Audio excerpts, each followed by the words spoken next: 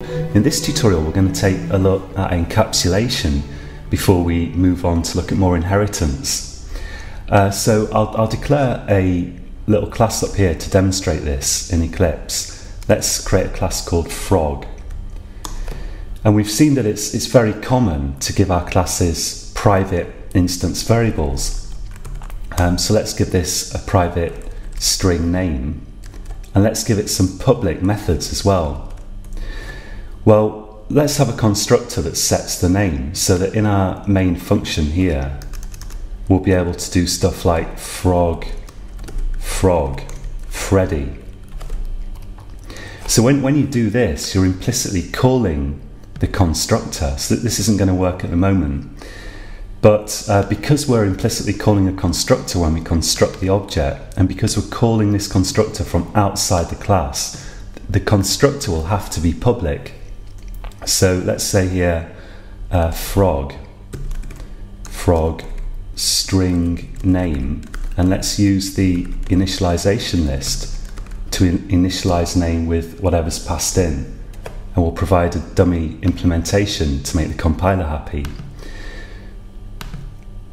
So this is kind of an example of encapsulation at work. Encapsulation means that we encapsulate, we hide away the instance variables, and we only provide some public methods that are going to be documented, which the user of the class, which may be yourself, is going to call in order to do stuff with the class. So we declare the methods public. That means we can call them outside of the class, like this constructor is being called implicitly.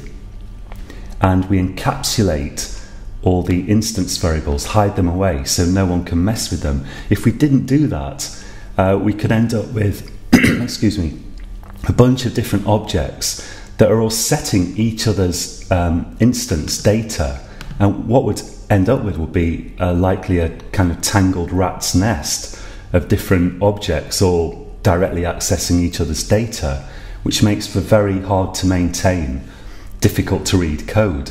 And that's why we restrict as much as possible access to the class and just have these publicly documented methods that we allow the user to use to do things with the class. So we could have another example here. Let's have a public string get name, and let's just return name in there. So again, we're making this. We're making it public, and if we write up documentation for this class, we document that getName exists and that it's a public method. Let's say here frog.getName, and let's just check that this works, because I'm never completely sure until it's actually built and running, and ideally tested quite thoroughly as well. So we've got Freddy there. Now it's common to have methods in your object that we require some other method to make them work. So you might have some kind of method. Let's say it's a public method in your object, which needs some other block of reusable code in order to do its thing. But so that block of reusable code is going to go in a method in the class, but we don't want users to be able to do stuff with that method. So just to give you an example here, let's say here that we've got a frog void, let's call it info. And info is, just to take a really simple, kind of slightly too simple example, let's say that info outputs information about the frog, my name is. And let's say we've decided that the end user of this class shouldn't ever need getName for some reason, but they do need info. Then we can call getName here if we need it. Of course, in this simple example, we could just put name there directly. Of course, you can refer directly to instance variables within the methods of your class. But imagine that something more complicated is going on here, and this info needs to have some method containing some reusable block of code like getName.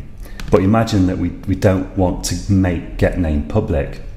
We can actually make getName private. So let's say here cout, well, not cout anymore, but let's say frog.info. Let's check that this works. So I'll just save it and run it. And it says my name is Freddie. But now the idea behind encapsulation is, besides hiding away your instance variables, you want to also make private absolutely anything that you can, including functions. So if we don't need the user to call getName outside of the class, we can put this in the private section up here. So this still works. Info can happily call getName even though it's private, because getName is part of the class and private means that only the class can use this stuff directly. So within these brackets of the class, our methods can call private methods and can access private data. But now that we've made getName private, we can't do stuff like frog.getName here outside of the class. Let's just prove that. So I'm going to build this, and we see that we've got an error. And again, this is encapsulation at work. You should make anything that you can, whether it's data or functions, make it private. Make as much of your class private as you possibly can. Encapsulate it within the class. Hide it away from the end user in order to reduce the possibility of the user of the class, even if that's yourself, creating some sort of tangled rat's nest. If the end user doesn't need this, make it private if it's only needed within your class.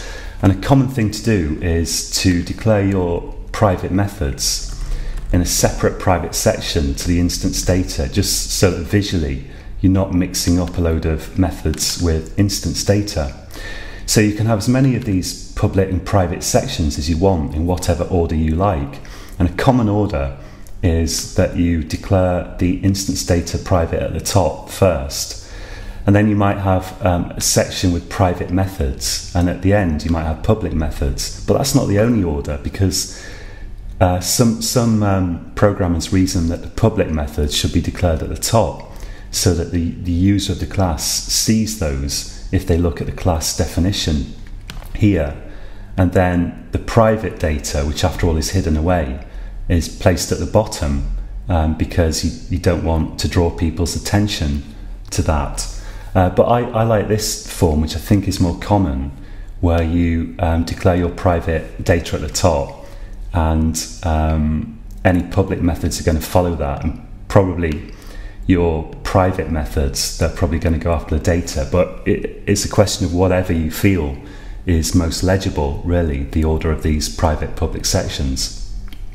So we don't need to repeat this keyword. The only reason I've done it is to visually put the private methods in a separate section to the private instance data, just to make this easier to understand what's going on. So I think that's all I'm going to say about encapsulation here. And the end message is just make anything private that you can in your class.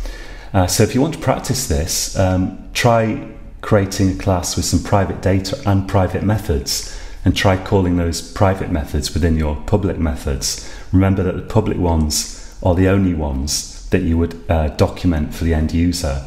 They're the only ones that the end user can call, and everything else is private. And you can also experiment with, having private and public sections in different orders if you want. Have a go at that and just check that you understand the syntax here. But it's pretty simple, and we've seen a lot of it before, so hopefully that won't give you too much of a headache.